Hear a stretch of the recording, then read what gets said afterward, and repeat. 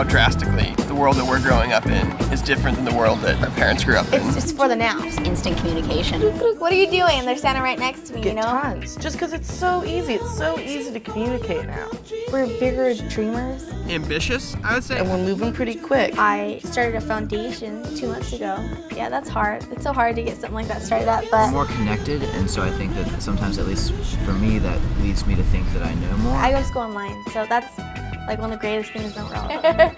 A large amount of political apathy. We're a very impatient generation, but I think society has kind of molded around that. Hard work comes in first, not long, toiling processes. I do not want to go to the same profession as my parents, either of them. I decided about a year ago I wanted to do a lot of different jobs to just get a lot of experiences and meet different people and see how things work in the world. I feel like we are constantly sort of bombarded by advertisements. Could I really win an iPod if I click on this in the next 58 seconds? I'm anti-iPod. You know, whoever they got to try and be my generation didn't give them the right information. Oh my God, are you kidding me? Are you seriously reporting on this? Our generation really hasn't had too much devastation thrust upon us. There's been no draft, no depression, no great war. I have 3 cousins that are fighting in the war now. I had one lost both his legs. And Like, there's no really set boundaries in this world. I don't think our generation really cares that Yeah, we think we're entitled and we're egotistical and we think we should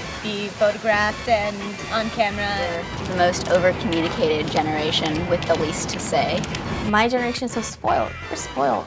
I'm pretty sure a lot of people, if they didn't have to wipe their own ass, they wouldn't. I don't know if I spend that many hours. It's just the frequency of the use. Yeah, it's almost like an awkward dependency. Most people in our generation today have a connection addiction. Kind of addicted to the internet.